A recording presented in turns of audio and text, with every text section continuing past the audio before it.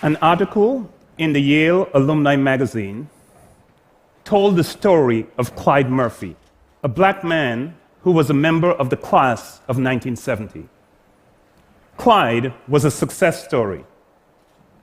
After Yale and a law degree from Columbia, Clyde spent the next 30 years as one of America's top civil rights lawyers. He was also a great husband and father. But despite his success, personally and professionally, Clyde's story had a sad ending. In 2010, at the age of 62, Clyde died from a blood clot in his lung. Clyde's experience was not unique. Many of his black classmates from Yale also died young.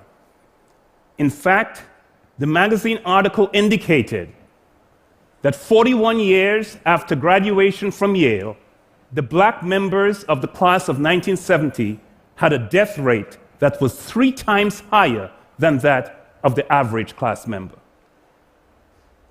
It's stunning. America has recently awakened to a steady drumbeat of unarmed black men being shot by the police. What is even a bigger story is that every 7 minutes, a black person dies prematurely in the United States. That is, over 200 black people die every single day who would not die if the health of blacks and whites were equal. For the last 25 years, I have been on a mission to understand why does race matter so profoundly for health. When I started my career, many believed that it was simply about racial differences in income and education. I discovered that while economic status matters for health, there is more to the story. So, for example, if we look at life expectancy at age 25, at age 25, there's a 5-year gap between blacks and whites. And the gap by education for both whites and blacks is even larger than the racial gap. At the same time, at every level of education, whites live longer than blacks. So whites who are high school dropouts live 3.4 years longer than their black counterparts. And the gap is even larger among college graduates. Most surprising of all, whites who have graduated from high school live longer than blacks with a college degree or more education. So why does race matter so profoundly for health? What else is it beyond education and income that might matter? In the early 1990s, I was asked to review a new book on the health of Black America. I was struck that almost every single one of its 25 chapters said that racism was a factor that was hurting the health of blacks. All of these researchers were stating that racism was a factor adversely impacting blacks, but they provided no evidence. For me, that was not good enough. A few months later, I was speaking at a conference in Washington, D.C., and I said that one of the priorities for research was to document the ways in which racism affected health.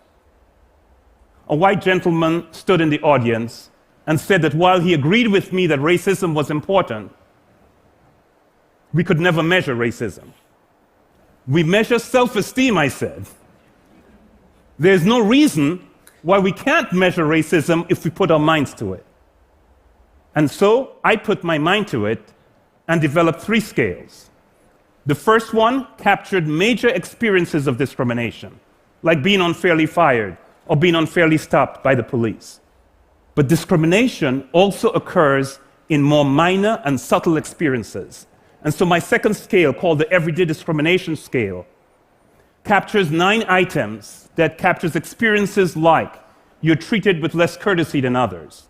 You receive poorer service than others in restaurants or stores, or people act as if they're afraid of you. This scale captures ways in which the dignity and the respect of people whose society does not value is chipped away on a daily basis. Research has found that higher levels of discrimination are associated with the elevated risk of a broad range of diseases, from blood pressure to abdominal obesity to breast cancer to heart disease and even premature mortality. Strikingly, some of the effects are observed at a very young age. For example, a study of black teens found that those who reported higher levels of discrimination as teenagers had higher levels of stress hormones, of blood pressure, and of weight at age 20. However, the stress of discrimination is only one aspect. Discrimination and racism also matters in other profound ways for health. For example, there's discrimination in medical care. In 1999, the National Academy of Medicine asked me to serve on a committee that concluded, based on the scientific evidence, that blacks and other minorities receive poorer quality care than whites. This was true for all kinds of medical treatment, from the most simple to the most technologically sophisticated. One explanation for this pattern was a phenomenon that's called implicit bias or unconscious discrimination. Research for decades by social psychologists indicate that if you hold a negative stereotype about a group in your subconscious mind, and you meet someone from that group, you will discriminate against that person. You will treat them differently. It's an unconscious process. It's an automatic process. It is a subtle process, but it's normal, and it occurs even among the most well-intentioned individuals. But the deeper that I delved into the health impact of racism, the more insidious the effects became.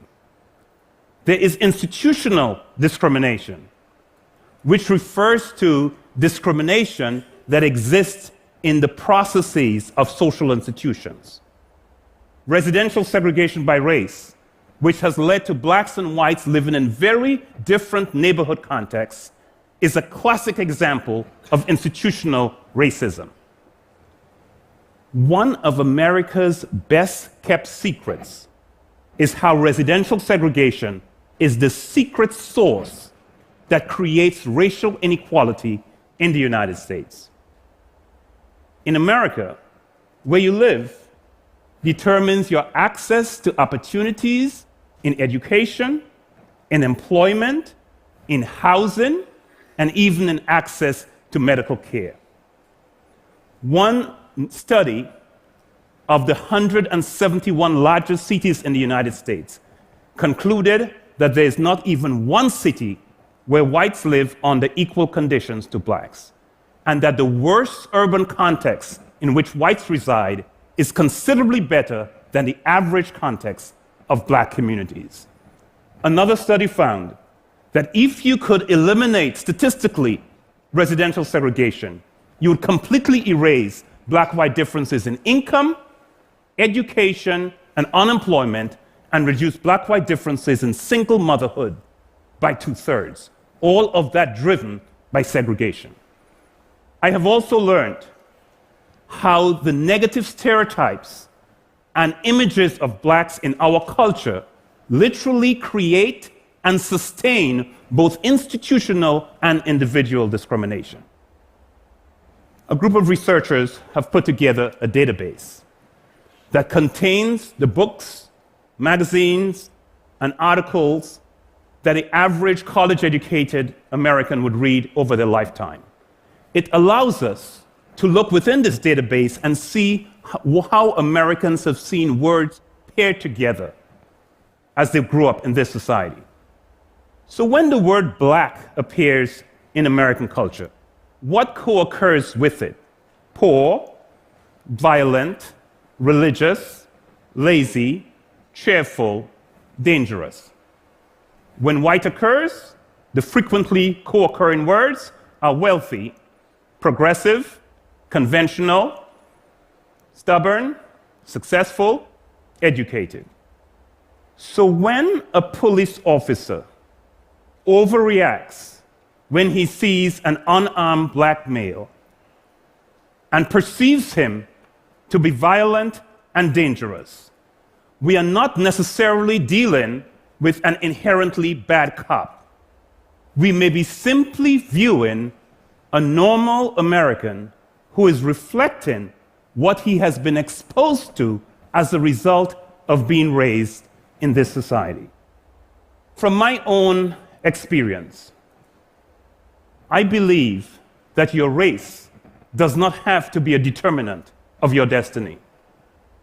I migrated to the United States from the Caribbean island of St. Lucia in the late 1970s in pursuit of higher education. And in the last 40 years, I have done well. I've had a supportive family, I have worked hard, I have done well. But it took more for me to be successful. I received a minority fellowship from the University of Michigan. Yes, I am an affirmative action baby.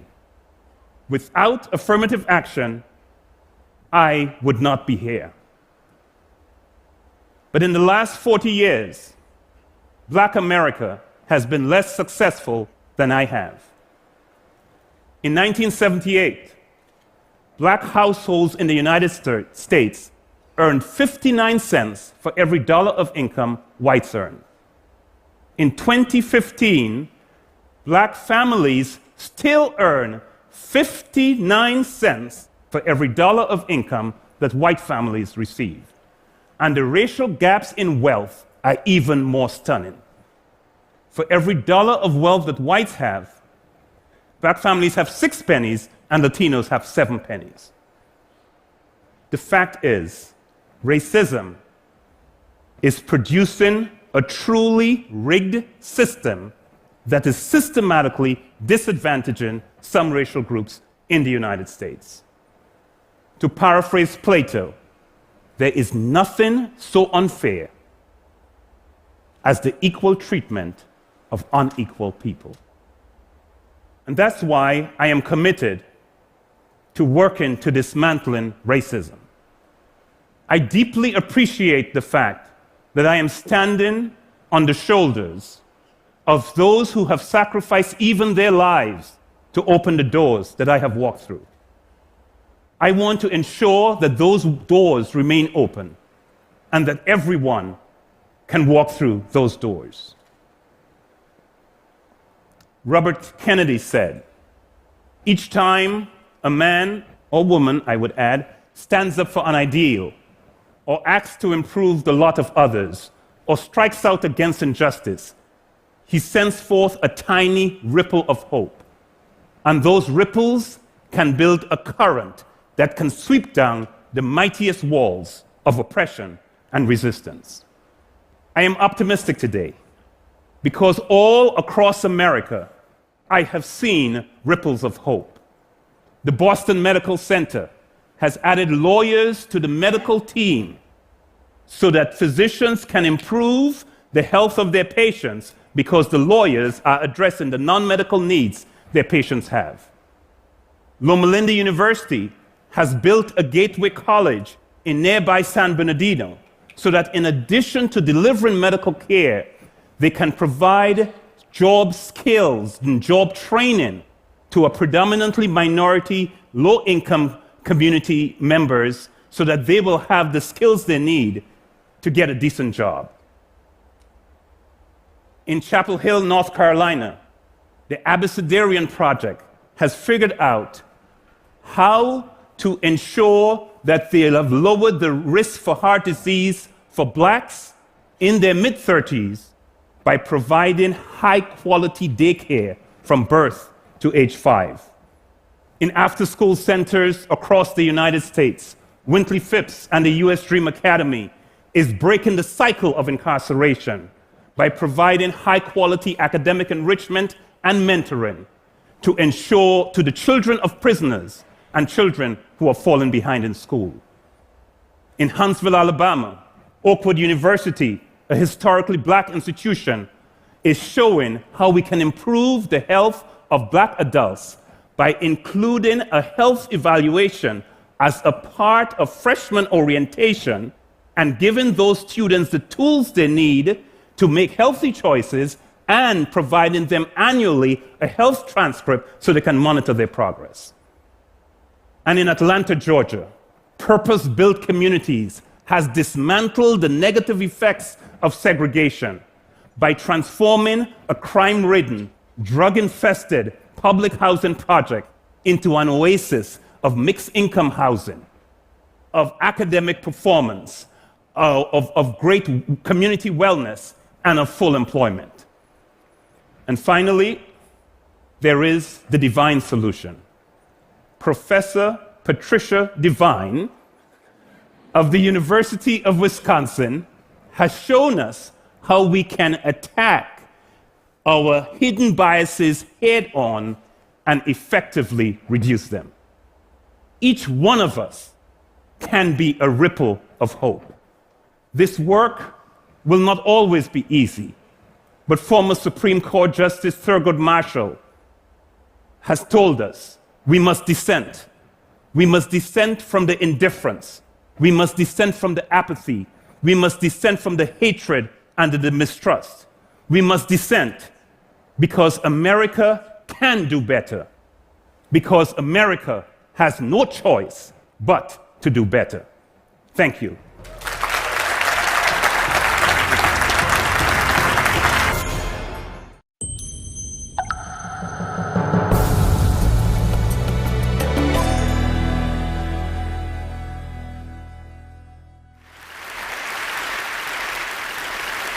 When I moved to Harare in 1985, social justice was at the core of Zimbabwe's national health policy. The new government emerged from a long war of independence and immediately proclaimed a socialist agenda. Healthcare services, primary education became essentially free. A massive expansion of rural health centers placed roughly 80% of the population less than a 2-hour walk from these facilities, a truly remarkable accomplishment. In 1980, the year of independence, 25% of Zimbabwean children were fully immunized.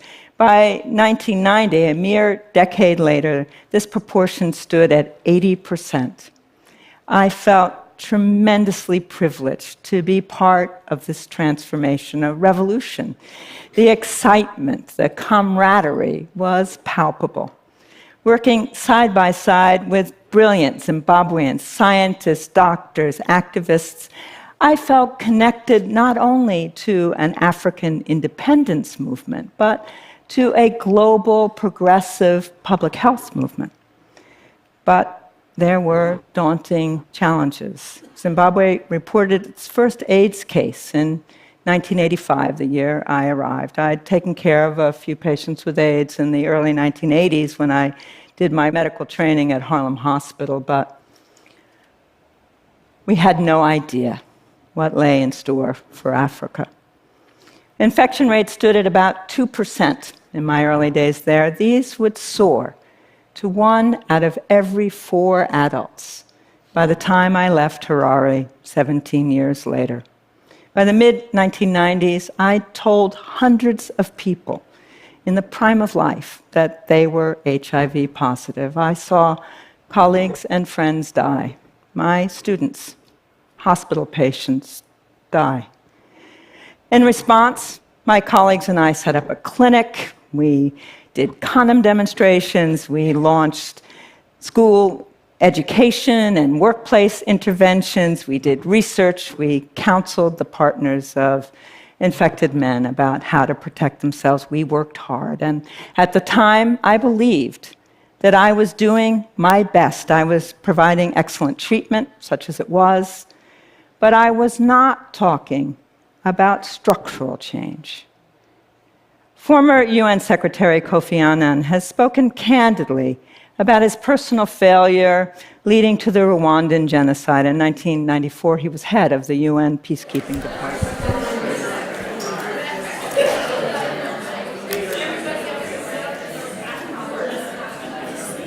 Hello? Can you all hear me? We're going to go ahead and get started. Good afternoon. My name is Chandra Ford. I'm Associate Professor of Community Health Sciences and founding director of the Center for the Study of Racism, Social Justice, and Health.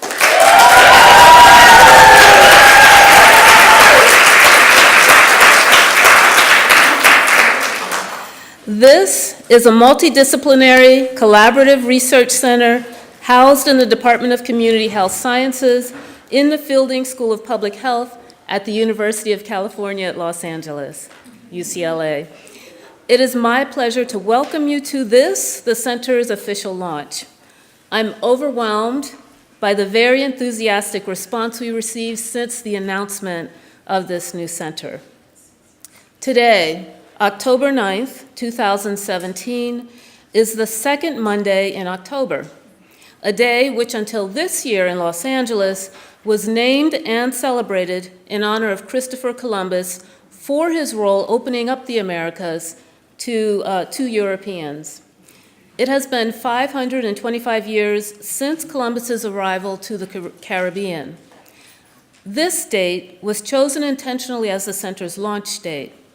Today is the first ever official Indigenous Peoples' Rights Day in the city of Los Angeles.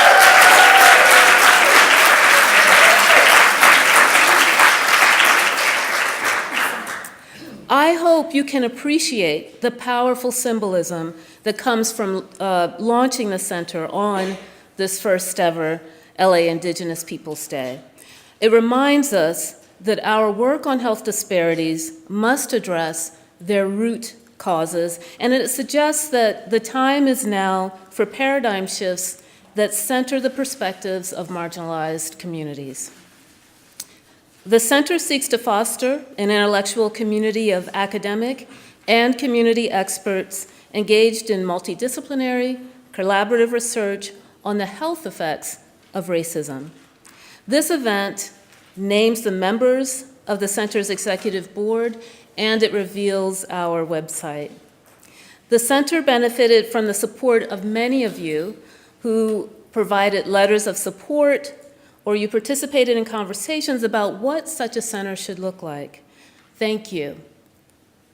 The center is made possible by initial funding received from the Office of Executive Vice Chancellor and Provost Scott Wall, Professor Jerry Kang in the Office of Equity, Diversity, and Inclusion, Dean Hyman of the Fielding School of Public Health, and Steve Wallace, Chair Emeritus of the Department of Community Health Sciences, where the center is housed. And I graciously acknowledge all of that support.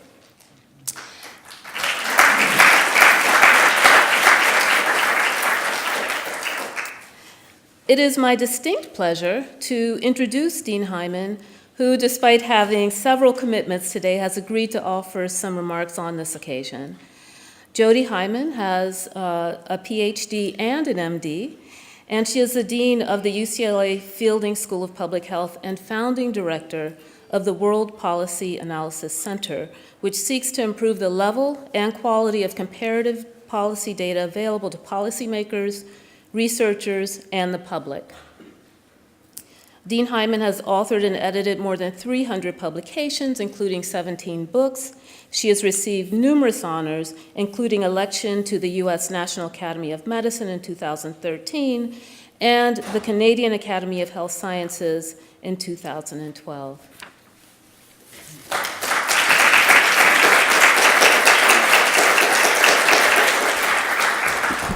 Thank you so much, Chandra. So, before this all started, I asked Chandra if I could introduce her. And it's her center, so I said, it's your decision. But I just want to point this out because this is all here. At the end of the day, many of us contributed because we know it's so important, because we know that this is fundamental to addressing health equity. But it is all here because of the force and mind and innovation of the people who brought it together, which was a group of people across the campus, but entirely led by Chandra. So can everybody please...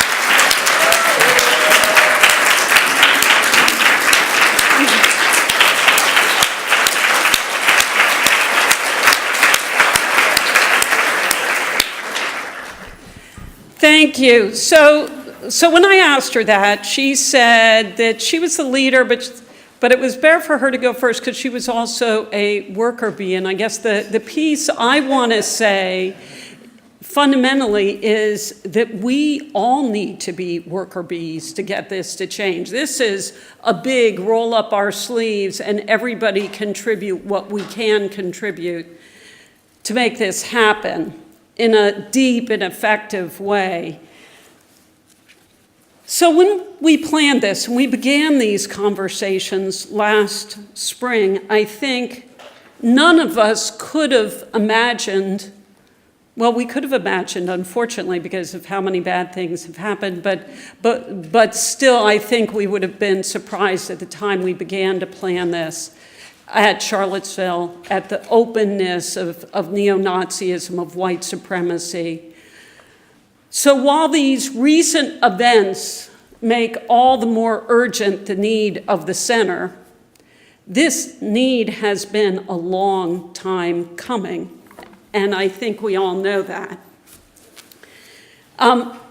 Like Chandra, I know that it's an important day that we're launching this on Indigenous Peoples Days, and I guess in recognition of how long this struggle has been going on, I do have a quote from Columbus's log when he came, so bear with me, his words, not mine. He's describing the Arawak men and women. They brought us parrots and balls of cotton and spears and many other things which they exchanged for glass beads and hawk's bells. They willingly traded everything they owned. They were well built with good bodies and handsome features. They do not bear arms. They do not know them. For I showed them a sword. They took it by the edge and cut themselves out of ignorance. They have no iron. Their spears are made of cane. They would make fine servants. With 50 men, we could subjugate them all and make them do whatever we want. So, pretty staggeringly clear. I would like to be able to stand up here and say that I couldn't find a horrific quote from 2017, but everybody knows that that's not the case, that I can. So instead, though, I'm going to transition from that long need to why I think this is a joyous moment, a truly joyous moment for the school, for the university, and why it's core to our mission in public health. At the School of Public Health, we really have two very deeply embedded commitments.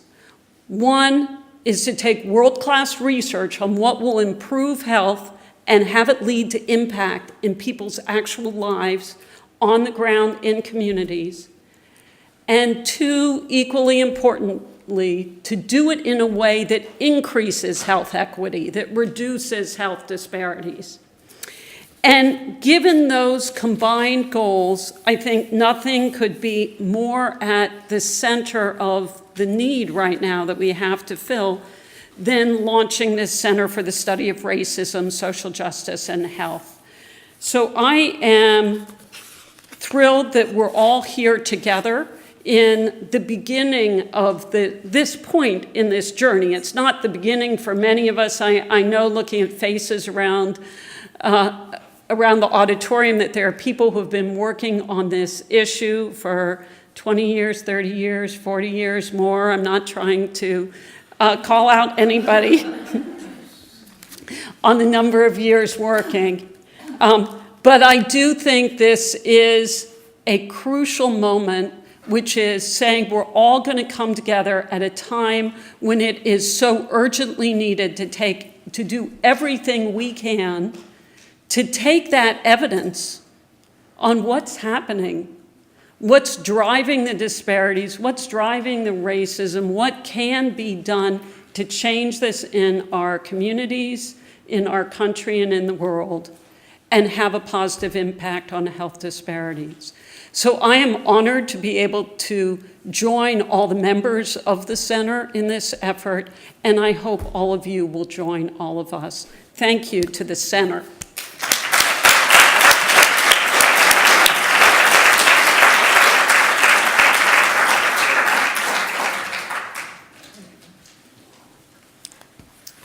Thank you, Dean Hyman.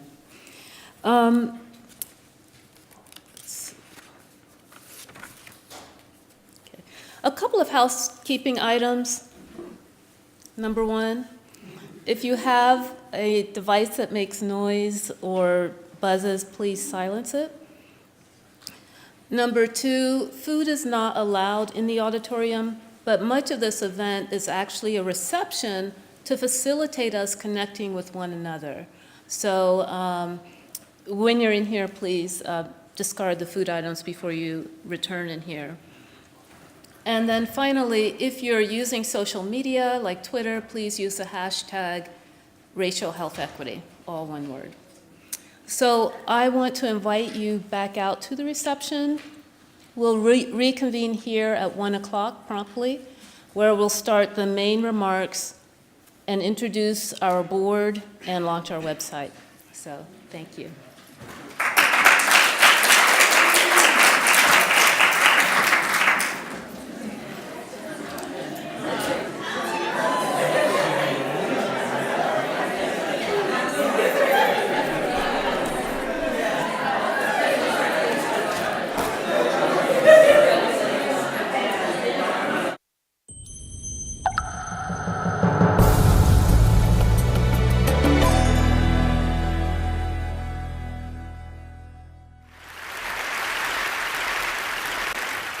An article in the Yale Alumni Magazine told the story of Clyde Murphy, a black man who was a member of the class of 1970. Clyde was a success story. After Yale and a law degree from Columbia, Clyde spent the next 30 years as one of America's top civil rights lawyers. He was also a great husband and father. But despite his success, personally and professionally, Clyde's story had a sad ending. In 2010, at the age of 62, Clyde died from a blood clot in his lung. Clyde's experience was not unique. Many of his black classmates from Yale also died young. In fact, the magazine article indicated that 41 years after graduation from Yale, the black members of the class of 1970 had a death rate that was 3 times higher than that of the average class member. It's stunning. America has recently awakened to a steady drumbeat of unarmed black men being shot by the police. What is even a bigger story is that every 7 minutes, a black person dies prematurely in the United States. That is, over 200 black people die every single day who would not die if the health of blacks and whites were equal.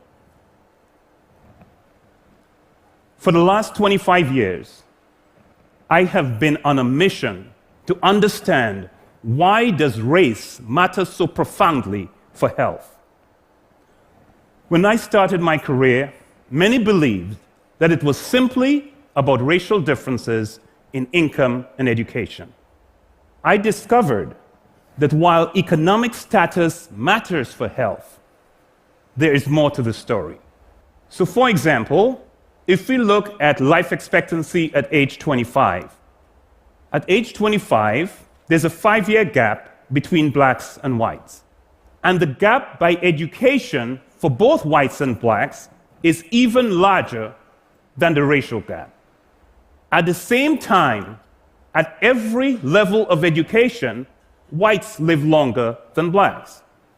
So whites who are high school dropouts live 3.4 years longer than their black counterparts. And the gap is even larger among college graduates.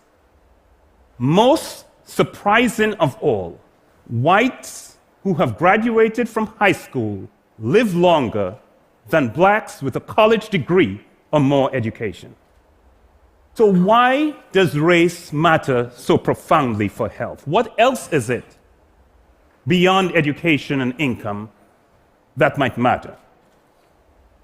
In the early 1990s, I was asked to review a new book on the health of Black America. I was struck that almost every single one of its 25 chapters said that racism was a factor that was hurting the health of blacks.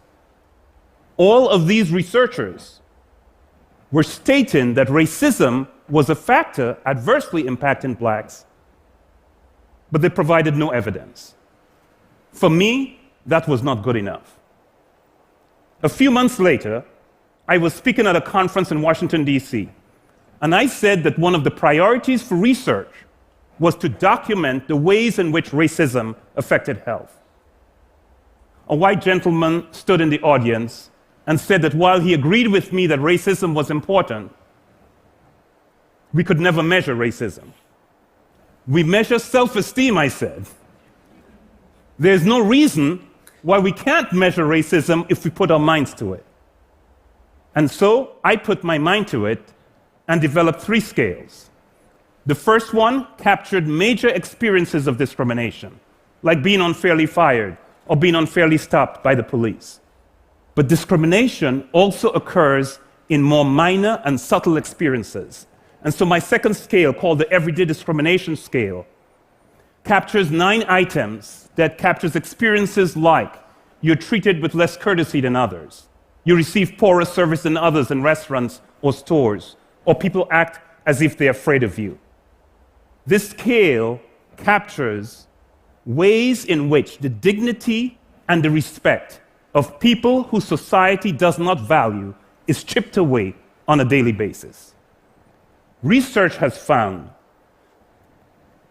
that higher levels of discrimination are associated with the elevated risk of a broad range of diseases, from blood pressure to abdominal obesity to breast cancer to heart disease and even premature mortality.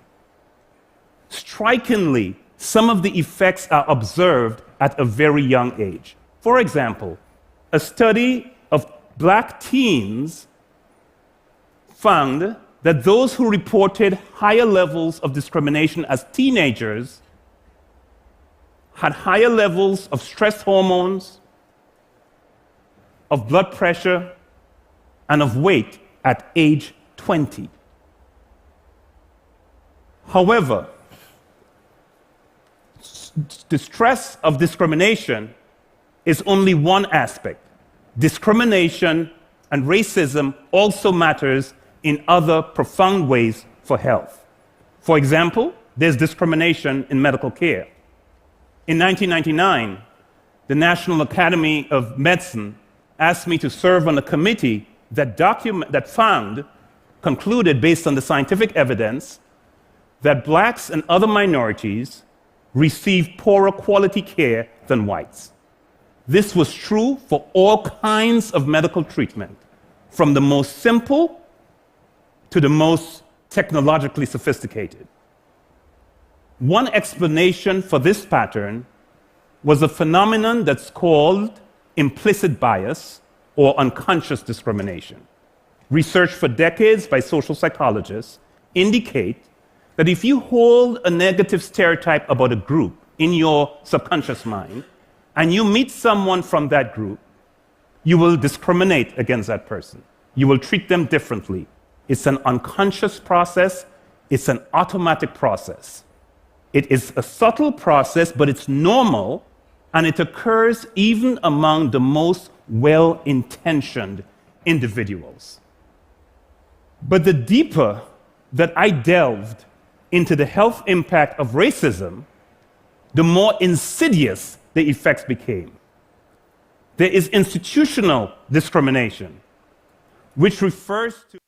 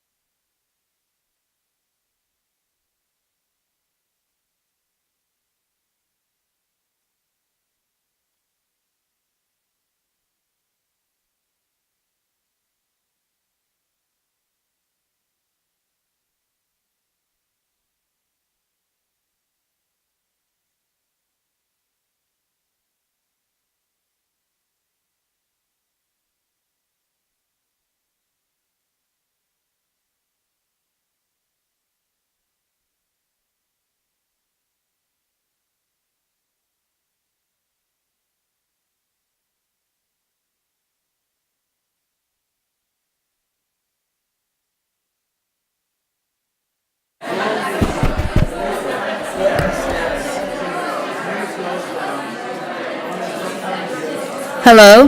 We're going to go ahead and get started.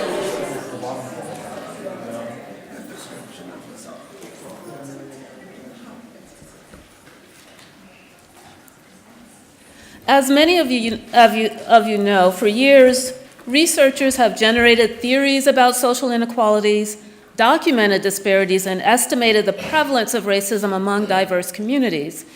The challenges unfolding before us today, however, demand that we gather those resources and put them boldly to use.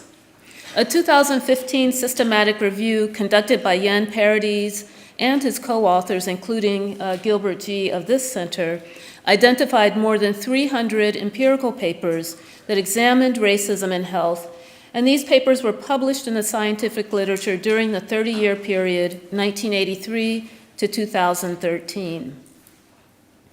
Many of you are working to identify, investigate, and explain the specific mechanisms. Oops. Thank you.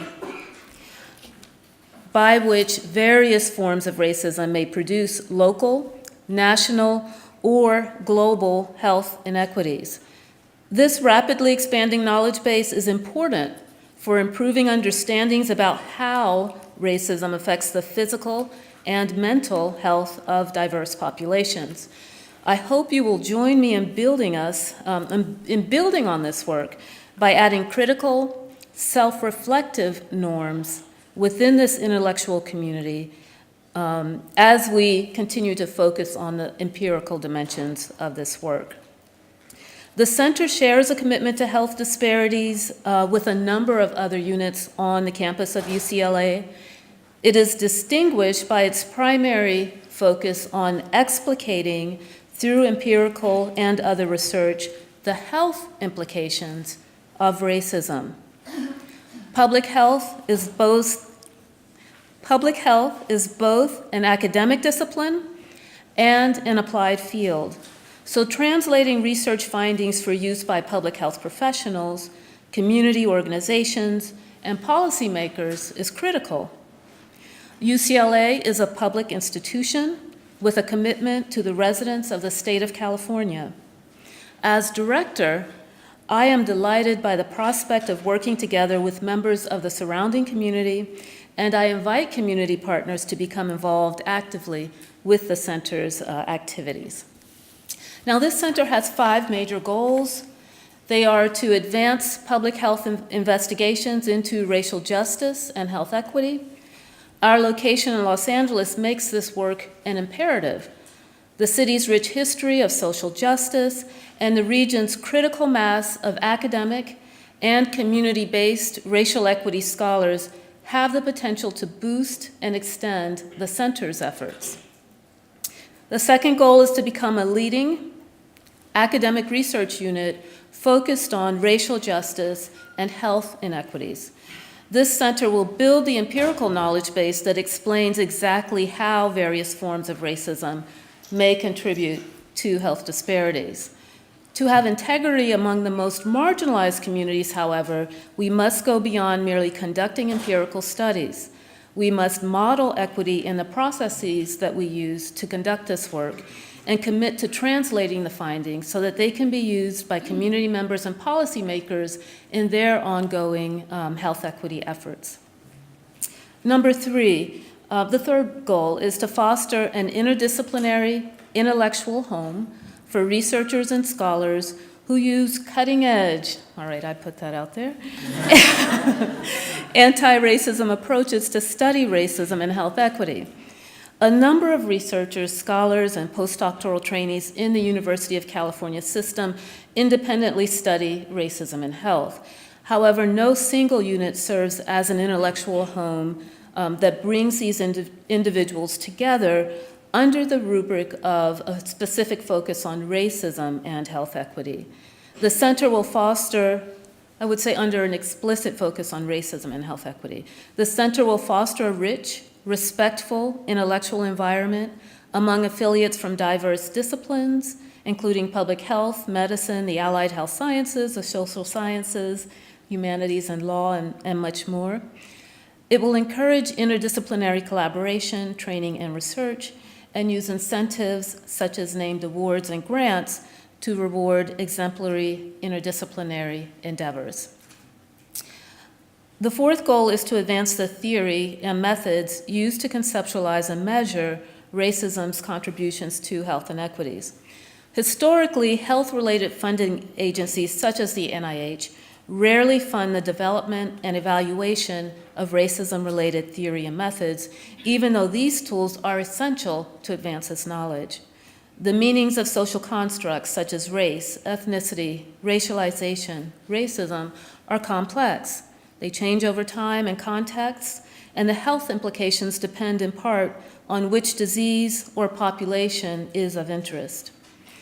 The center considers improving theory, and by theory I mean both academic theories and theories originating in the lived experiences of marginalized communities, improving theory and research methods critical to advance the knowledge on racism's contribution to health disparities. Therefore, one of its priorities will be to support the development and evaluation of rigorous theory-based and empirical research tools. And the fifth goal is to help communities understand, document, and respond to racial injustices that may affect health inequities. The center will make data sets and reviews of the state of the evidence available to communities, and it will translate and disseminate research findings so that communities in California and elsewhere can use this evidence to guide their ongoing health equity efforts. The center will work with communities to identify and understand threats to social justice they may face and help build community capacity to address these challenges. To achieve these major goals with integrity in the eyes of the community will require a lot of work. And I want to encourage each of you to think about how you can become involved in committees and activities in the center to help us do that, achieve those goals. The center is extremely fortunate to have an executive board made up of 6 bold and visionary people who have established track records of fighting for equity in diverse domains. It is my very distinct pleasure to present their bios to you now, their biographies to you now in alphabetical order. I believe 2 were able to be in person here today. And when their bios are read, I will ask them to stand. And some of the board members wanted to send a few remarks, even though they were not able to be here in person. And for those, student volunteers will read those remarks. Collins Iriambua is president of URISE LLC. Collins Iriambua is the former dean of the College for Public Health and Social Justice at St. Louis University. He is also the director of the Global Health Institute at St. Louis University. He is currently the president of URISE. Dr. Iriambua is a global expert on health behavior, a pioneer in centralizing culture in health behaviors. He has led research collaborations, institutional partnerships, and mentoring of faculty and professional staff at various institutions globally. As the author of the Penn 3 model, his work has informed and helped to advance ways of addressing the intersection of culture, identity, and health globally. He is a consultant to several UN agencies, including the World Health Organization, UNAIDS, UNESCO, UNICEF, UNFPA. He led one of the earlier World Health Organization efforts to galvanize multidisciplinary efforts to address HIV and AIDS in Africa. He is the lead author of the Communications Framework for HIV and AIDS, the UN AIDS Communication Framework for HIV/AIDS, A New Direction, which was published in 2000, sponsored by the Joint UN Program on HIV/AIDS, which involved 103 researchers and practitioners from 5 continents, with the final report translated into French, Spanish, and Kiswahili. He has authored over 120 articles and book chapters. Books include Health and Culture, Beyond the Western Paradigm, Healing Our Differences, The Crisis of Global Health and the Politics of Identity, and Ethnicity, Theories, International Perspectives, and Challenges, co-edited with Agyemang and de Graft. He chairs the advisory board of the Global Philanthropy Alliance, which funds projects in South Africa, Kenya, and Nigeria. He has been a member of the board of scientific counselors of the CDC, the Centers for Disease Control and Prevention. He is a former president and distinguished fellow of the Society for Public Health Education. He is a fellow of the American Academy of Health Behavior and the Academy of Behavioral Medicine Research. Until last year, he was professor and head, Department of Biobehavioral Health, the Pennsylvania State University, and director of the Pan University Network for Global Health. Collins Iriambua.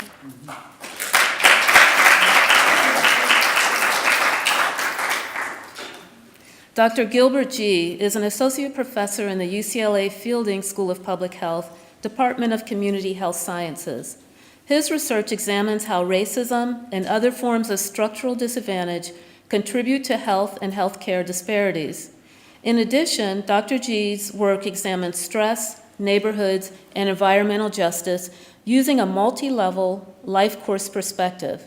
His work also examines the health of Asian Americans and Pacific Islanders, and he has served as a program chair for the Asian and Pacific Islander Caucus of the American Public Health Association. His studies have been conducted in the USA, Japan, and the Philippines.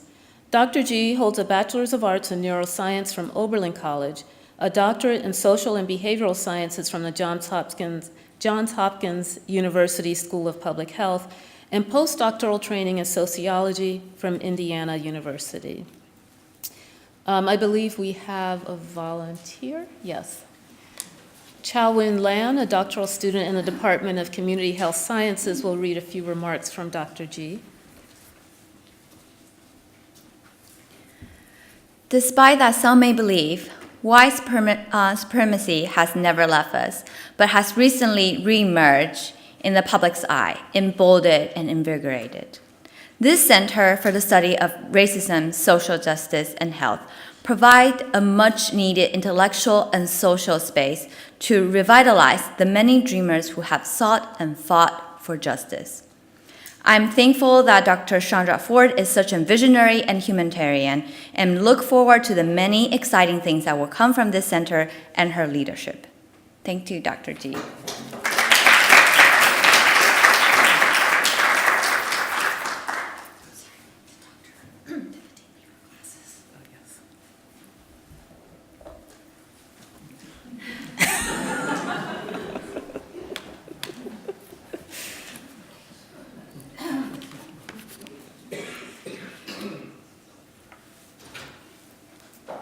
Dr. Robin Kelley is a Gary B. Nash Professor of American History at UCLA. From 2006 to 2011, he was Professor of American Studies and Ethnicity at the University of Southern California. And from 2003 to 2006, he was the William B. Ransford Professor of Cultural and Historical Studies at Columbia University. From 1994 to 2003, he was a Professor of History and Africana Studies at New York University, as well as the chairman of NYU's History Department from 2002 to 2003. Robin Kelley has also served as a Hess Scholar in Residence at Brooklyn College. In the summer of 2000, Dr. Kelley was honored as a Montgomery Fellow at Dartmouth College, where he taught and mentored a class of sophomores, as well as wrote the majority of the book, Freedom Dreams. During the academic year 2009 to 2010, Dr. Kelley held the Harmsworth Chair of American History at Oxford University, the first African-American historian to do so since the chair was established in 1922. He was awarded the Guggenheim Fellowship in 2014. Dr. Kelley has published several books focusing upon African-American history and culture, as well as race relations, including Race Rebels, Culture, Politics, and the Black Working Class, and one of my favorites, Yo Mama's Dysfunctional, Fighting the Culture Wars in Urban America. Dr. Kelley is also a prolific essayist, having published dozens of articles in scholarly journals, anthologies, and in the popular press, including the Village Voice, Boston Review, and the New York Times. His book, Thelonious Monk, The Life and Times of an American Original, which was published in 2009, received several honors, including Best Book on Jazz from the Jazz Journalists Association, and the Ambassador Award for Book of Special Distinction from the English Speaking Union. It also received the PEN Open Book Award. The family of Thelonious Monk, nominally his son T.S. Monk, granted Dr. Kelley access to rare historical documents for his biography. No other scholar has ever had such access and support from the Monk family. Kelley's most recent book, Africa Speaks, America Answers, Modern Jazz and Revolutionary Times, published in 2012, explores the relationship between jazz and Africa in the era of decolonization and civil rights. He is currently completing A World to Gain, A History of African Americans, with Earl Lewis and Tara Hunter, and a biography of journalist and adventurer Grace Halsell. And I,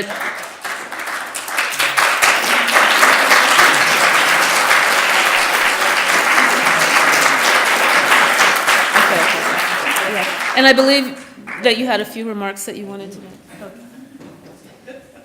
I do. Besides the fact that you're the only person in history who's ever pronounced the title of that book correctly. It's Your Mama's Dysfunctional. That's exactly what it's supposed to be about, you know. And it's so weird to be up here because, first of all, this is an amazing project. I'll say something about that in a second. But I have the most unmedical, unpublic health bio of everybody. But I care about people who are suffering under racism, which actually is everybody. And this is a very important project. First of all, just my little 1-minute speech, I want to acknowledge the fact that we're on indigenous land here. The Tongva people are the possessors of this land, the people who suffered on this land, and I want to acknowledge that. I also want to say very quickly that we live in an age where racism is constantly being disavowed, constantly. And, you know, the long list goes on, whether we want to call it the age of colorblindness. You know, there's a way in which racism as an explanation for why our life is the way it is under assault. And it continues to be, and of course, under the current moment, even more than ever. But imagine what a center like this can mean for understanding Puerto Rico and the impact that Hurricane Maria, it wasn't just about a hurricane. It was about long-standing histories of racial disparities in every single level. This center was, I believe, created against the grain, where even when people are pursuing grant applications and getting funding for issues around race disparities, we all know that that stuff is short-lived. We all know that it ebbs and flows. This is a center that, based on Dr. Ford's vision, is here to stay. It's here to remain, irrespective of the ebbs and flows around funding. And it's up to us to make sure that happens. It's also just a couple other things. The center's unique, both for its emphasis on racism and health, but that middle phrase, social justice. That's what distinguishes this from any other. In other words, it's not about recording and documenting. It's about how do you create social transformation? How do you support those communities that are in struggle trying to change the circumstances in which they live? And this is very, very important because one of the things I love about the center and about Dr. Ford's vision is the way that she ties the university to the community. That community-based organizations are not just there as clients, but they're partners. You see, they're partners who actually are producers of knowledge, who are participating in the leadership of how to transform these communities. Because in the end, a lot of us may be in school, a lot of us may have these jobs, tenure positions, and retire. Those communities are still there, and they'll still be there, struggling with the same disparities. And so it's with that it's really an honor and a privilege to be asked to be on this board. I'm like a professional board person. I'm on so many boards, it's not funny. But this is a board that really matters, and whatever I can do to help, despite the fact that my sister is actually an expert in public health, but whatever I can do to help, I will do, and I want to call on all of you, no matter what you're involved in. If the board calls you or if Dr. Ford calls you, you stop what you're doing, because this work is about saving the lives of everyone and saving the planet. Thank you.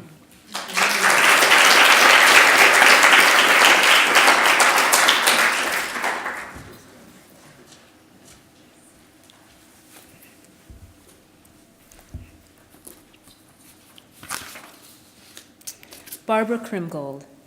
Barbara Krimgold is the founding president of the Culture of Health Equity Network at the Institute for Alternative Futures, where she also is the senior health program director. In addition, she serves as a health and social policy expert for the Resilient Cities Social Equity Project, piloting projects in Boston, Massachusetts, and Athens, Greece, supported by the Bertelsmann Foundation, the German Marshall Fund, the Soros Open Societies, and the Rockefeller Foundation's 100 Resilient Cities. She directed the Kaiser Permanente Birch Minority Leadership Development Program and helped design the new Robert Wood Johnson Foundation Human Capital and Leadership Development Program at the IAF. Prior to joining IAF, Ms. Krimgold was director of the W.K. Kellogg Foundation's postdoctoral Kellogg Health Scholars Program at the Center for Advancing Health, a Washington, D.C.-based nonprofit organization dedicated to translating health research to policy and practice. With over $20 million in support from the W.K. Kellogg Foundation, she directed predoctoral and postdoctoral Kellogg Health Scholars and Fellow training programs, which supported over 100 health researchers now serving in leadership positions in U.S. universities, foundations, executive and legislative branches of government, think tanks, and health advocacy organizations. These scholar alumni are racially and ethnically diverse and focus their efforts on health equity and reducing health disparities. The Culture of Health Equity Network maintains a newsletter for this outstanding community of scholar alumni. Ms. Krimgold served as co-director of the Diversity Data Project and contributed to its first report called Children Left Behind: How U.S. Metropolitan Areas Are Failing America's Children. She helped develop a website on immigrant health issues. In 2000, she organized and co-authored a conference report on income inequality, socioeconomic status, and health, exploring the connections, and its executive summary, which was entitled Improving Health, It Doesn't Take a Revolution, unquote. Prior to 2000, Ms. Krimgold worked with a number of nonprofit organizations. She also served for over a decade as a health policy professional with the U.S. government in senior positions within the Office of Management and Budget and as the lead health policy staffer for the U.S. Senate Special Committee on Aging. She graduated from Harvard College and won a National Defense Education Act postgraduate fellowship at Harvard's Graduate Center for Middle Eastern Studies. In 2014, she was awarded an honorary Phi Beta Kappa by Harvard for her work on health inequalities, research, policy, and advocacy. She serves on the board of directors of the Prevention Institute and Global Camps Africa. And she has sent remarks that will be read by another community health sciences, an incoming community health sciences doctoral student, Iris Guzman. Dr. Chandra Ford. I have known Chandra Ford since 2006, when she was selected to be a 2006 to 2008 postdoctoral Kellogg Health Scholar in Epidemiology at Columbia University Mailman School of Public Health, while I served as director of the Kellogg Health Scholars Program. Chandra was clearly a star of that most fabulous multidisciplinary cohort of Kellogg scholars. Chandra was later selected to be a 2014 to 2016 awardee of a leadership program I directed, the Kaiser Permanente Birch Minority Leadership Development Awards Program. During these 2 years, while at Kaiser Permanente Conference introducing awardees to Kaiser Permanente program and policy staff, she received notice of both a tenure as an associate professor at UCLA's Fielding School of Public Health and of a prestigious NIH R01 award. Chandra's expertise in social determinants of health inequalities among racial and ethnic minorities and among sexual minorities is unique. Her work involves multi-level conceptualization and measurement of inequalities, such as racism, use of critical race theory, and attention to the conventions for producing knowledge about marginalized populations. Ford's research has been published in leading public health journals. Most of this work examines relations between racism-related factors, such as perceived everyday racism, residential segregation, and HIV testing or care seeking among U.S. Blacks.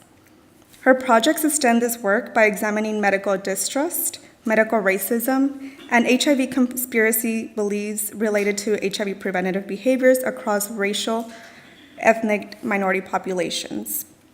Additionally, Ford is involved with a community-led assessment of domestic violence prevention services needs of lesbians, gay, bisexual, and transgender populations in Los Angeles. As Chandra has said, I am passionate about this research because of my family's longstanding commitment to social justice, community building, and civil rights. I see my research as part of this work, part of a movement to explain and eliminate the root causes of health inequalities. In addition to influential papers, such as one outlining ways that racism and homophobia can influence the behaviors of African American men and the assumptions about them that inform HIV prevention research, she considers another of her most significant accomplishments the development of the Public Health Critical Race Praxis, a set of research approaches and tools for studying racism and its effects. She is an excellent scholar and a compassionate, thoughtful, and creative woman. I am proud to have worked with and mentored her over the past 10 years, and to have earned her friendship. I celebrate her most recent achievement, her founding of the Center of the Study of Racism, Social Justice, and Health. I am honored to be invited to serve with her and other members of this distinguished board to help support this important center, and I look forward to being there in person at future board meetings. On behalf of Barbara Kremgold.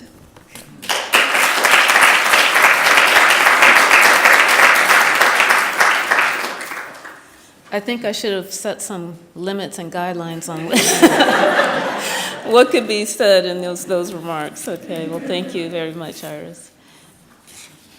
Okay.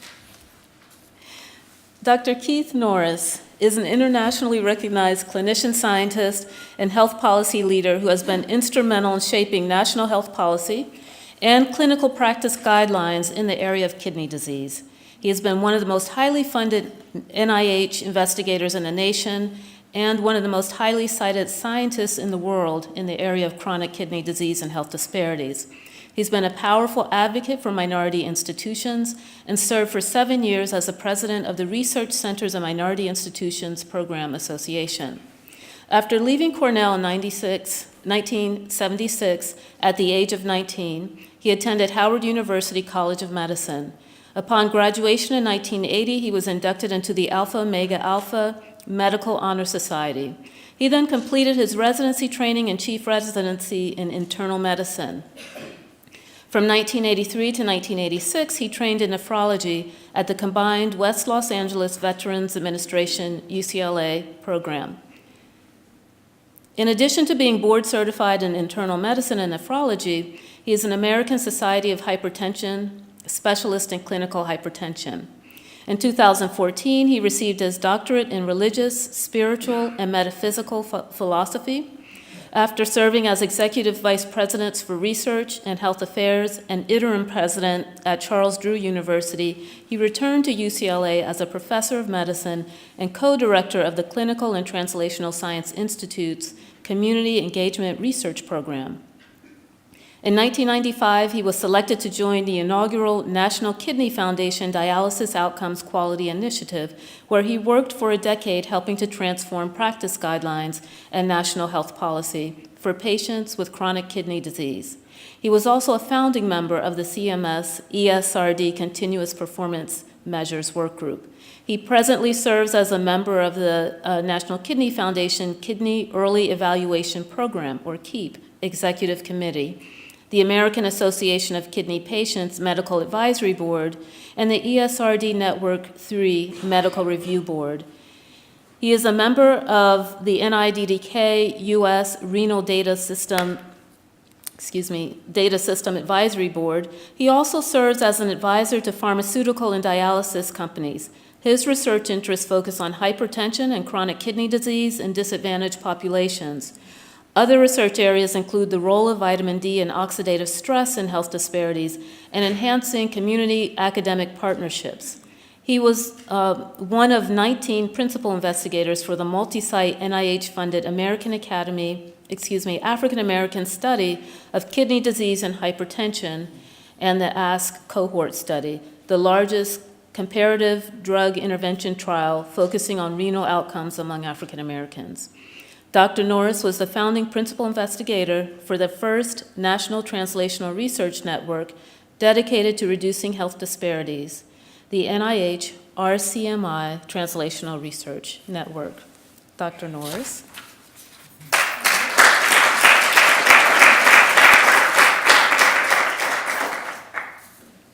And finally,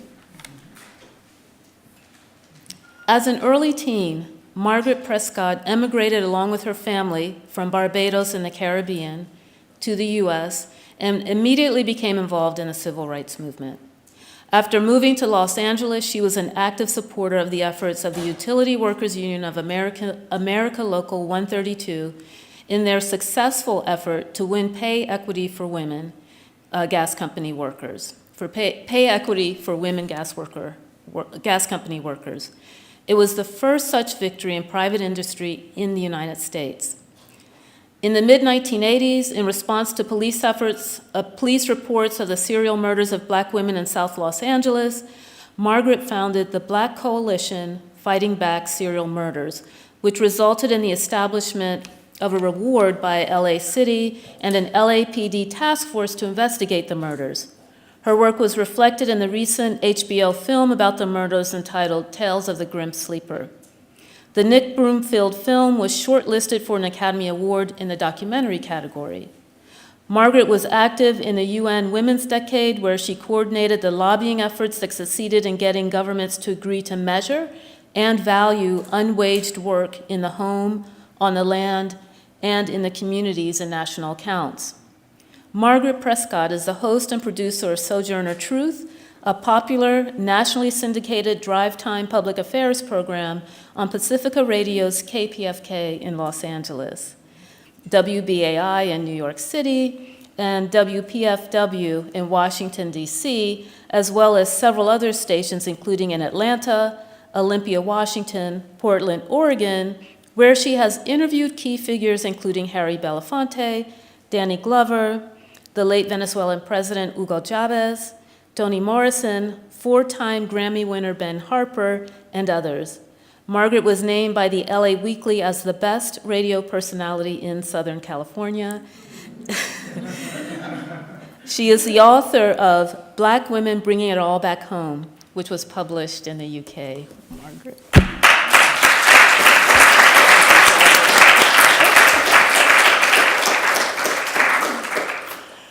Wow, thank you. To be here in the Academy, and I'm the community person. I'm not a professor or involved in public health, except I really am, because the work that I've done on the community level for so many decades now, working with some of the most impoverished populations in the US and in other parts of the world. When you think of the workload of single mothers, of Black single mothers, Latinx, Native American single mothers, trying to, as Tupac says, trying to make a dollar out of 50 cents. It's very, very hard to understand, and there's very little data in terms of how much work and effort and stress is involved in that work, and that is definitely still not only a community health issue, it is a community health crisis. Before coming today, I was on a national phone call of a national welfare and caregiving working group, and a woman from the Welfare Warriors out of Wisconsin talked about at least 10 million people living in the United States with absolutely no income. I don't mean welfare, I mean like no income at all. And it's very, very difficult. We were talking a little about how difficult it is to really gather that data, all of which really has incredible implications for our children, for communities, and for public health of the nation as a whole. So although looking at my background, I was trained very much in the welfare rights movement. Coming out of university, I was part of the community control of schools struggle out in Ocean Hill, Brownsville, and very much trained by those mothers, right? Coming from the Caribbean, from a small island, 14 by 21 miles, immigrating to Brooklyn, and myself and my sister having to survive the racist attacks that we had at the time in those high schools, of teachers calling us monkey chasers and coconut heads and telling us don't even think about going to college because you're just going to be a domestic. I mean, all of this impacts your physical well-being, your emotional well-being, your mental health well-being. But I think all of us likely have a touchstone, and I know very much for me, a touchstone is remembering back in my village. I'm not a city girl, I'm a village girl, I'm a villager, okay, from an island that's 14 by 21 miles in size. Growing up without running water, electricity in the typical quote-unquote global South conditions. And I remembered as a child, and I remember being hungry.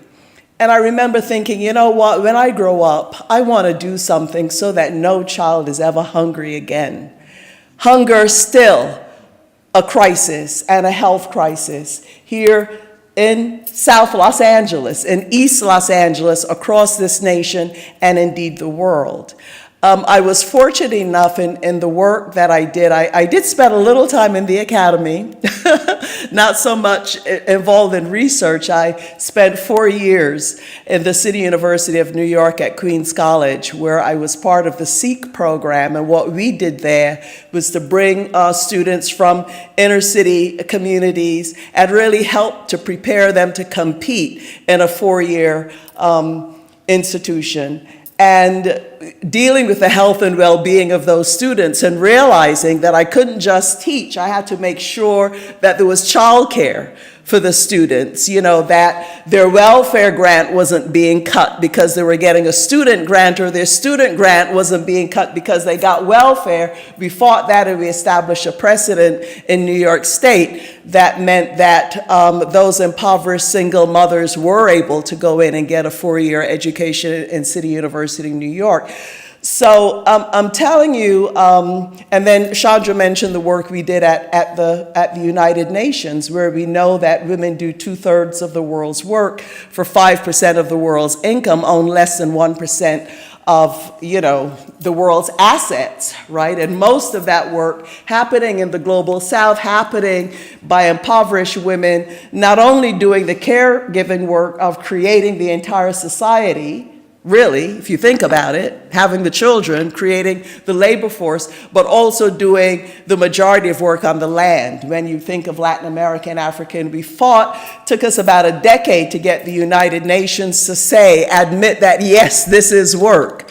And those people doing that work in the global South are not charity cases, but are in fact contributing to the economy of the world. That still has to be implemented. But when I met Chandra, Dr. Ford, not on a campus, I met her in the community. I met her in South LA, participating as a community campaigner, but bringing the knowledge and the expertise she had gained in her studies that you heard about it, and her work here.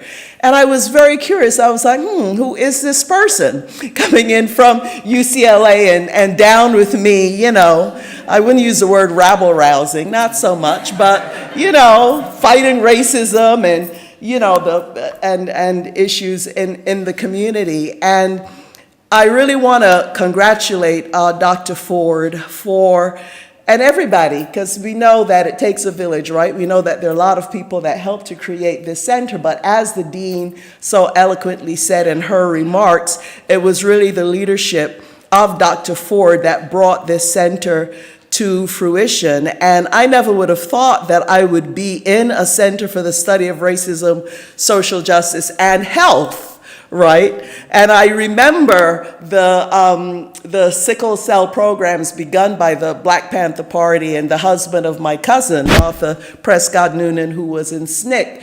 And he was involved. He was a public health person, an MD, and he was involved in helping with those programs and helping to develop those programs. Or my son-in-law that helps to facilitate and make sure that community health clinics survive in campuses across the country. So I feel as though I do have direct and indirect connections with public health. But I just want to also say that very much as a person who has been in the academy and outside of the academy, I've been really very worried and grappling with the challenge of what many of us in the community see as a community campus divide. And a lot of frustration, I'll be frank with you, around that issue about, well, how those of us who are on the front lines of all of this stuff that's being studied, you know, how can we get access to the resources, to the knowledge, to the resource, the research, to the backup that we need out there to help to make our case. And I think that a center of this, even though there have been cracks in that divide, and people like Robin Kelly, I can't tell you how people think about Robin Kelly in the community, and my listeners too, who absolutely love him. But there have been cracks in that divide, but a center like this is really an important step, an important continuum, but also an important new spark, a new light in breaking down those divides. And just very quickly too, that some of the things that I mentioned earlier that one may not think as a public health issue or as a public health crisis, but the serial murders of likely around 200 women, black women in South Los Angeles. South LA isn't all that big, and likely a lot of people in this room never even heard of it. What does that do to a community in terms of trauma, in terms of the health of that community? I met with the detective a few weeks ago. He said that between 1985 and 2007, there were 500 bodies of black women. 500. Not all of them, but, you know, found in parks and in alleyways. This is a community that's traumatized. This is a public health crisis. And then on the other side of it, we think of the children. You know, I'm a mom. I was a single mother for a long time. And for little black and brown children growing up day after day with every image and everything that they're being told is that there's something wrong with them. White is the standard of beauty, right? Your hair isn't quite right. Your nose isn't quite. What do you think that does to children?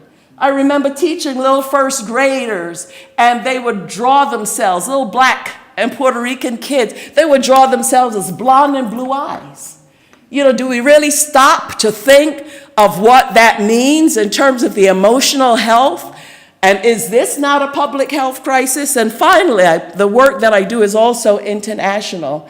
And I spend quite a bit of time going to the most impoverished place in the Western Hemisphere, the country that was the first black republic, the only people who were enslaved that rose up and defeated the slave masters. They defeated Napoleon's army, the most powerful army in the world, and made the way for the Louisiana Purchase in the United States. That is Haiti. And, you know, Haiti has paid a price ever since. This is not supposed to happen. It's a bad example. Haiti is supposed to fail. But I'm so encouraged when I go there, even though we know about all of the disasters and the cholera, talk about public health, you know, the earthquakes, you know, the intense poverty that I can't even find the words to describe to you.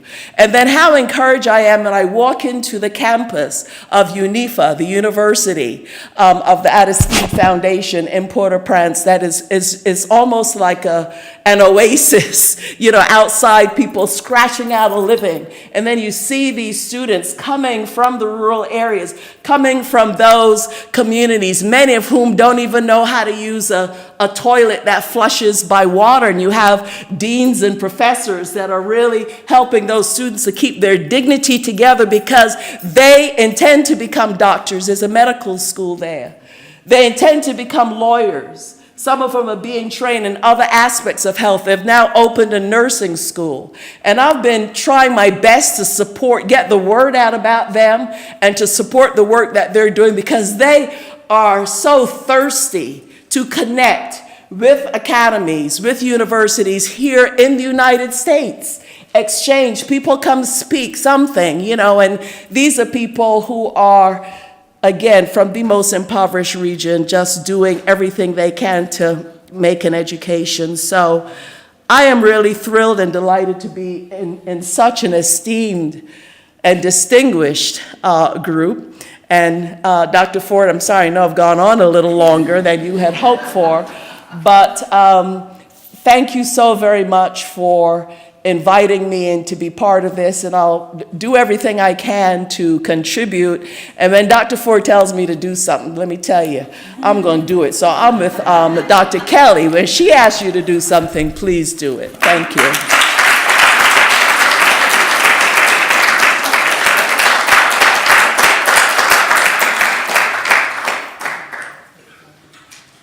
Oh, they took your folder.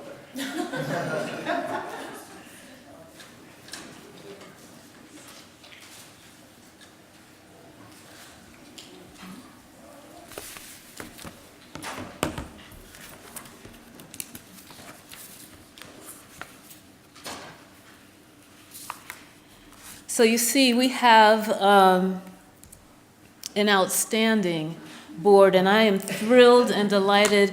I want to say thank you to the board, those who are able to be here in person, as well as those who were not able to be here in person.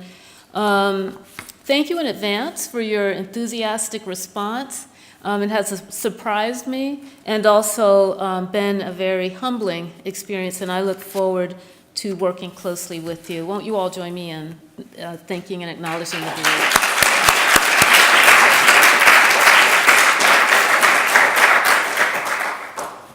Okay, so the last big part of this gathering is to introduce our website, or to feature our website, which is available at racialhealthequity.org. Just pull up my notes here.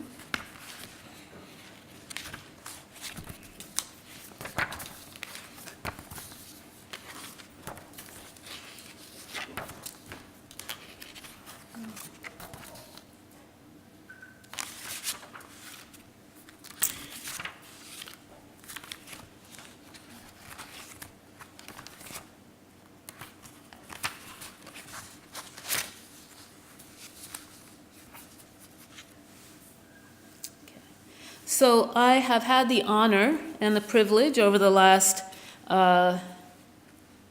few months to work very closely with one of my doctoral students in developing this this virtual home for our center. And my vision for the website is that it will be a resource to provide those engaged in anti-racism research with a number of resources that they can access actively, use it as a hub for conducting research, connecting with collaborators, and so on. It may also be a resource for the general public and non-affiliates of the center who are seeking information about the relationship between racism and health equity. In developing the website, I've been able to rely wonderfully upon Mrs. Rebecca Israel Cross. Rebecca is a second-year doctoral student in the Department of Community Health Sciences. Her research interests are in the effects of segregation and other forms of racism on health, especially for African American and other populations that might be included under the category of Black. She recently received a Robert Wood Johnson Foundation Health Policy Research Scholars Award. In addition to her academic work, as you will see shortly, she enjoys developing and expanding web pages. So I'm going to invite Rebecca up here, who's going to feature some of the elements of our website. Rebecca. Thank you. Thank you, Dr. Ford, and thank you all for coming. Like she mentioned, my name is Rebecca Israel Cross. I'm a second-year doctoral student, and when I got to UCLA, or when I was applying to UCLA, I wanted to study racism. I was working in the HIV field and recognized that even though biomedical and behavioral interventions are amazing and do great things, that we were missing a huge component in really tackling HIV, and I think that racism is that component. And so I was very frank in my application about wanting to study racism, and I told myself if I got into school, then I would be studying racism, and if I didn't get into school, then I would be doing something else with my life. But fortunately enough, I got into UCLA, and so you can imagine the excitement that I felt when Dr. Ford told me that she was launching this center, and the extreme excitement that I felt when she asked me to design the website. So I immediately said yes when she asked, before really knowing what I was getting myself into. But I think we sat down a few times, and a lot of the times over the phone and a lot of emails, and we talked about kind of how she saw the center fitting into the greater landscape of public health research, particularly studying, obviously, racism and health. And so what we want the center to be and what we want this website to be is a place, kind of like a one-stop shop or a virtual hub for people who are interested in this work. A number of different types of people. So people, if you're conducting research, if you're consuming research, if you're involved in community-based organizations, or if you're just a community member wanting to learn more about how racism impacts health, then this website is for you. And so we have a number of resources on here, but I'm only gonna feature a couple of things because there's so much content that I do not have time. But we're hoping that you take some time today after this event and take some time this week to really peruse the site and kind of learn about what we have to offer. And then also there's a bunch of links on there to provide feedback if you're interested in doing that as well. So we'll go ahead and get started. I think one of the things that I really wanted to feature today was the people on the website, the people who are affiliated with the center, and then some of the resources that we have. So I'll go ahead and get into it. I think one of the strengths of doing racism and health research is that the nature of our work is interdisciplinary. Dr. Ford talked about it, when we heard her reading the bios of the board members. We can recognize that there are not just public health researchers doing this work. You have folks in history, folks in anthropology and sociology, in nursing, and et cetera. If I missed your field, I'm sorry. But I think one of the great strengths of doing this type of work is the multidisciplinary nature of it. But sometimes that can provide a challenge because of silos, right? So we heard Margaret talk about the community and academic silos. We also have that within an academic setting as well. And so I think the people that we have affiliated with the center kind of represent a number of disciplines. And so what we want the website to be is a place that if you're interested in doing this work, you can find people who are doing similar things as you, even if they're not in your particular field. So we have a great list of faculty affiliates. So if you have your cell phone or a laptop or a tablet, I encourage you to go on to racialhealthequity.org so you can kind of follow along on your screen, but we'll have these on the big screen as well. So we have a list of, sorry that I'm using this scroll and I have a Mac, so this is very different for me. So we have a list of the faculty affiliates, and unfortunately we can't go through all of them. We have a couple of folks in the room. I see them kind of trickling in and out.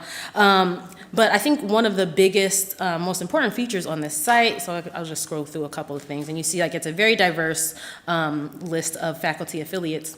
One of the things that I want to point out is this search function here. So let's say you're interested, I come from an HIV background, so if I'm interested in finding the folks who work in HIV, you type in HIV, and then people's names come up. So that is something that you can use to figure out if you want to work with different types of people in different disciplines to find them. So I had a couple of examples of different search terms and things, and I really wanted to show it off. But since we're running low on time, I'm going to move on to the next segment of the website that I wanted to feature. But definitely take some time, read these bios. As I was preparing this website, one of the thrills that I got out of it was actually reading these bios and putting them together, because I learned so much about the faculty affiliates, and I'm really excited to be working with them as well.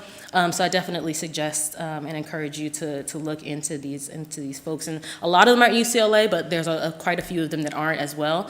So you'll be able to kind of expand your horizons in that manner.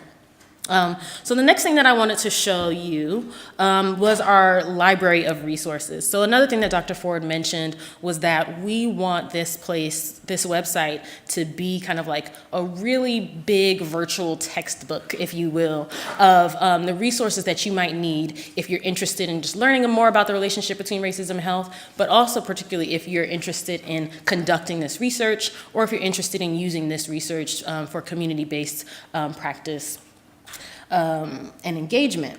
And so we have a number of resources here, and it's not just for academics. So we have like this glossary terms, we have research findings, we have an in the news section which features public or popular news sources that talk about racism and health.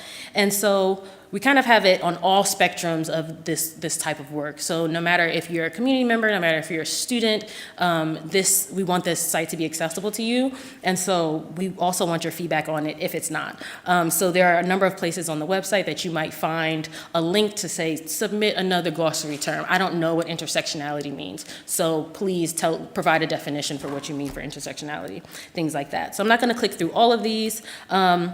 But one of them that I would like to share, because we all like videos, is the media section, which shares a number of videos from Dr. Kamara Jones, Dr. William Jenkins, and others who have done these presentations about racism and health and kind of where they see their work fitting in this spectrum of research.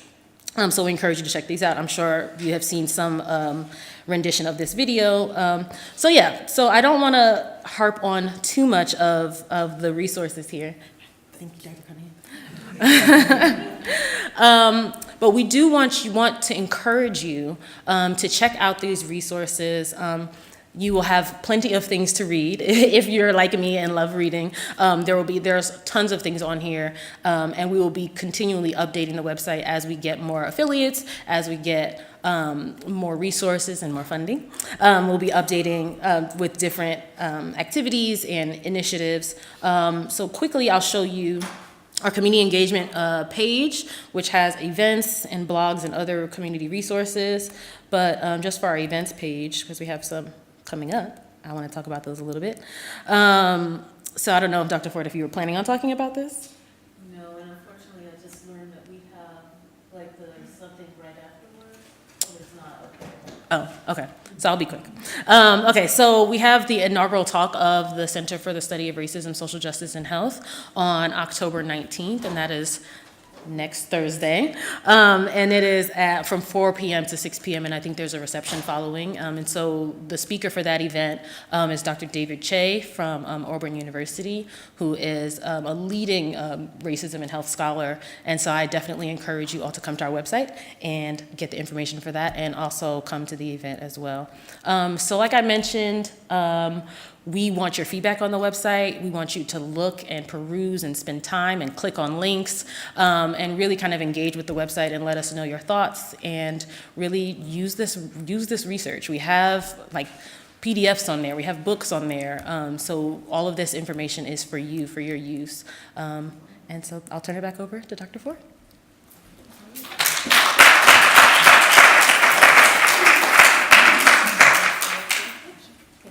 So, Rebecca, on behalf of everyone who's going to use this website in the future, this is for you. Thank you for your tremendous work. Thank you for trusting me. I